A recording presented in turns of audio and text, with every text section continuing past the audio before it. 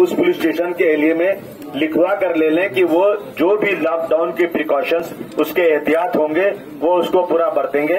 उसमें 1-1 मीटर की दूरी पर लोगों को खड़ा करेंगे और जो लोग नहीं खड़ा करेंगे उनको मस्जिद में मत पढ़ने दीजिए आप नमाज। हम तरावी भी पढ़ना चढ़े पढ़ेंगे, नमाज भी 5 वक्त की मस्जिद में पढ़ेंगे, क्योंकि पिछले साल का हमारा पूरा सवाब चला गया। इन चीजों को मैंने बहुत ताकत से डिमांड किया है और हम कोशिश कर रहे हैं, आप लोग भी मांग कीजिए। एक मसला है ना, घोड़ा जो है ना, घोड़ा वो पैर में लगाता नाल, तो घोड़े को देख के मेढक गई नाल लगाने, लोहार ने एक हथौड़ी मारा तो मर गई वो। मुख्यमंत्री जी, आप दूसरे क्वारंटाइन करते हैं ना, उसको उम्दा किस्म का खाना एक डिब्बे में पैक करके देते हैं और उनके इलाज का 1 रुपया नहीं लेते। आप भी करो, आप तो बहुत बड़े मुल्क हो, बहुत बड़ा मुल्क है हमारा, लेकिन आप मिसाल दोगे उनकी और काम करोगे दूसरों जैसी, ये बिल्कुल नहीं चलेगा देश के अंदर। और आपने जो कहा है कि देखिए पावरलूम चलना चाहिए, बिल्कुल चलना चाहिए। कोरोना की दवाएं, ये सब जितनी भी चीजें हैं, अभी मुझे कल मिले थे हेल्थ मिनिस्टर राजेश टोपे, उन्होंने कहा कि मैं मालेगांव गया था और मालेगांव में सब बंदोबस्त करके आया हूं। जो भी दिक्कतें होती है मालेगांव की, हमारे अध्यक्ष हैं यहाँ पर, वो मुझे बार बार बताएं। देखिए, जब तक बच्चा रोता नहीं माँ दूध भी नहीं पिलाती।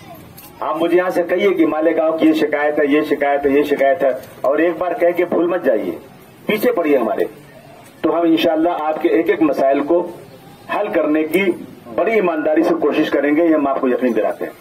हमारा कोई आदमी यहाँ से चुन के आए या नहीं चुन के आए, वो कोई मसला नहीं है। चुन के आएगा तो आपके लिए आएगा, चुन के नहीं आएगा तो आपके लिए आएगा। मुझे क्या लेना देना उससे। मैं पूरी कोशिश करूंगा कि मालेगांव का जो भी मसला हो वो हम लोग हल करें।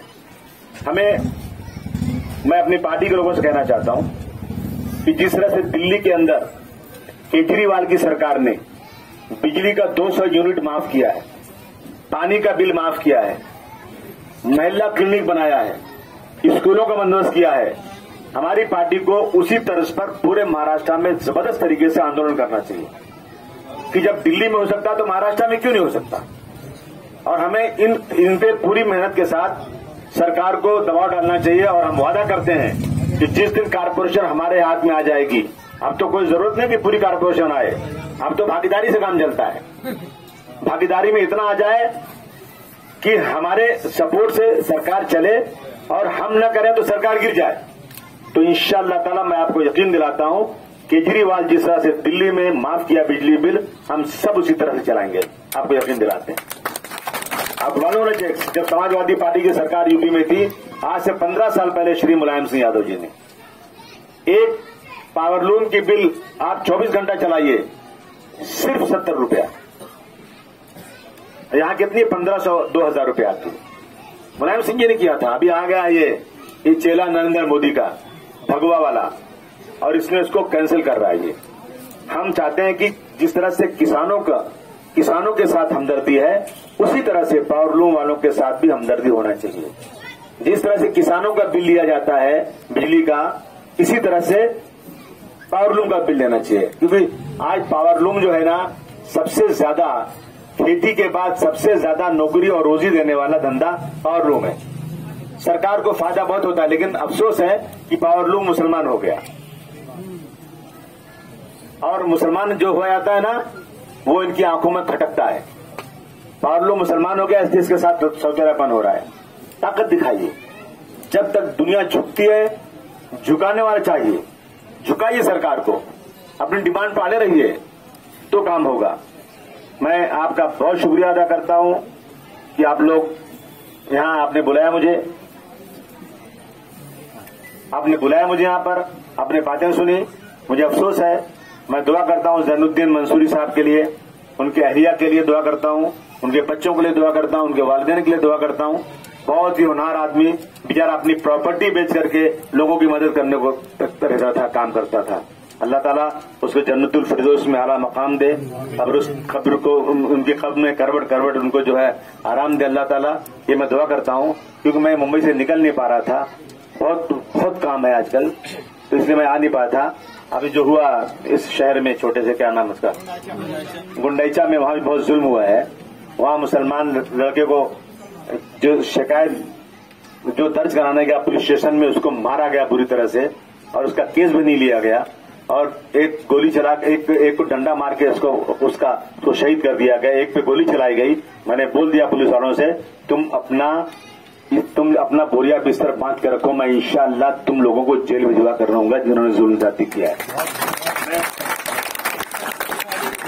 जिस तरीके से सचिन वाजे के भाई ने सस्पेंड करे थे 14 साल 15 साल, नहीं, सचिन वाजे को जिस दिन इस सरकार लाएगी उसको 17 साल बाद जब यह सबसे पहला मैं आदमी था, मैंने उसके खिलाफ बहुत बड़ा एहतजाज किया और मैं शिवसेना के लीडर संजय राउत साहब को पकड़ करके शरद पवार जी के पास ले गया कि मैं ये ऑफिसर को बर्दाश्त नहीं कर सकता हूं।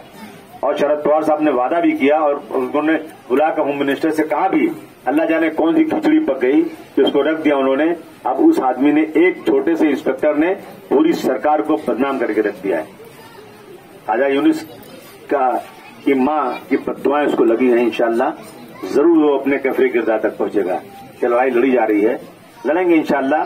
देखिए, आदमी ईमानदारी से लड़े तो मदद अल्लाह की जरूर मिलती है। मैं दुआ करता हूं अल्लाह ताला हमारे गांव में लोग आराम से रहें। लेकिन एक बात कहना चाहता हूं कि आप सब लोग, देखिए, डराया जा रहा है लोगों को कि वैक्सीन मत लगाइए, ये गलत है। प्रोपेगेंडा बहुत हो रहा है।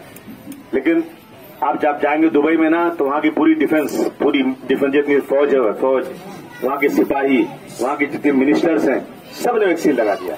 यहां भी हिन्दुस्तान में भी ये हो रहा है। तो किसी के बहकावे में आने की कोई जरूरत नहीं है।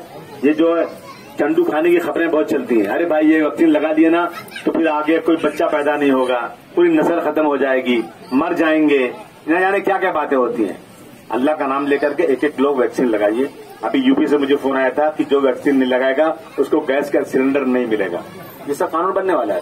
थोड़े दिनों के बाद आपको भी ये होगा कि आप कहीं जा आ नहीं सकते जब तक आप वैक्सीन लगाने की सर्टिफिकेट नहीं दिखाएंगे। इसलिए सब लोग वैक्सीन लगाओ, एक बात। दूसरी, जरा एहतियात से रहो।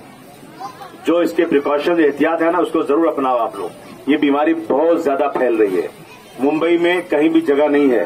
बड़े बड़े लोग, केरला का डीजीपी जो पुलिस का सबसे बड़ा अफसर है, वो फोन करके कह रहा है मेरा रिश्तेदार मुंबई में पड़ा है, भैया एक बेड दिला दो किसी अस्पताल में। है ही नहीं कहीं, हमारे पास इतना इंतजाम ही नहीं है। और बहुत जोरदार तरीके एक एक घर में बीमारी बढ़ रही है। तो ये आप लोग जिसको नहीं होती है ना, वो कहते अरे यार कोरोना कोई है ही नहीं, तो सरकार बेवकूफ बना रही है। ये तो सरकार पैसा लेने के चक्कर में पड़ी हुई है। ये इस तरह की बातें, जिसको हो जाता है ना उसको नानी याद आ जाती है, सांस नहीं ले पाता आदमी, मर जाता है आदमी। इसलिए आप लोग सब लोग अपना काम धंधा करते करते अपने हाथ किसी से मत मिलाइए, हाथ। कोई बढ़ाता है ना, बोले प्लीज हाथ मत मिलाओ, नहीं तो ऐसे कर दीजिए हाथ। इसमें एहतियात कीजिए, मजाक इसको मत समझिए। मुंह पे लगा के रखिए, समझा आपने, बिल्कुल क्या हाथ धोते रहिए। मुझे कल बोलने लगे राजेश टोपी सवारी अबू आसम साहब, मैं एक बात पूछना चाहता हूं कि मैं अस्पताल में गया, 99% हिंदू और 1% मुसलमान थे, क्या वजह हो सकती है? मैंने कहा 5 वक्त वजू गरारा, ये वजह हो सकती है, और कोई वजह नहीं हो सकती। हम लोग 5 वक्त वजू करते हैं, हाथ धोते हैं पूरा अच्छी तरह से, मुंह में पानी डाल के गरारा करते हैं, तो इसलिए हमें बीमारी शायद उसकी वजह से कम लगती होगी। अगर आपने अस्पताल में खुद सर्वे किया है, आप खुद ही कह रहे हो, तो मुझे लगता है इसके अलावा दूसरी कोई चीज नहीं। और जरा कलेजी, भेजा, दिल, गुर्दा और पाया खाया कीजिए, तो शायद और भी जरा ताकत बच जाएगी। हमारे गांव से बड़ा बड़ा मिलता है, समझा आप लोगों ने।